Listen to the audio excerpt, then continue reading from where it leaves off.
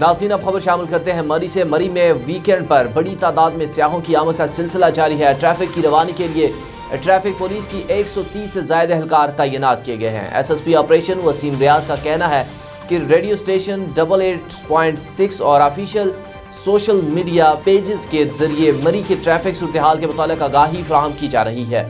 مری سے حق نیوز کے نمائندہ حیدر اسلام آبادی کی رپورٹ کے مطابق S S P operation Waseem Riaz کا مزید کہنا ہے کہ مری میں آج اب تک 652 گاڑیاں داخل ہوئیں، جبکہ مجموعی طور پر سیاحوں کی 4129 گاڑیاں موجود ہیں۔ تمام شاہراہیں ٹریفک کے لیے کھلی ہیں اور ٹریفک معمول کے مطابق ہے۔ دو طرفہ اور تنگ سڑک ہونے کے باوجود مری کی تمام شاہراہوں پر ٹریفک رواں دماں ہے۔ مری کے راستوں اور احتیاطی تدابیر کے متعلق سیاحوں میں پمفلٹ بھی تقسیم کیے جا رہے ہیں۔ S S P operation Waseem Riaz کے مطابق سیاح حضرات ڈبل لائن، غلط پارکنگ، اوور ٹیکنگ سے گریز کریں۔ سیاحوں کی سہولت کے لیے خصوصی ڈیسک اور ہیلپ لائن بھی قائم کی گئی ہے۔ S S P operation Waseem Riaz نے کہا کہ ٹریفک صورتحال کے متعلق سیاحوں کو مکمل آگاہی فراہم کی جا رہی ہے۔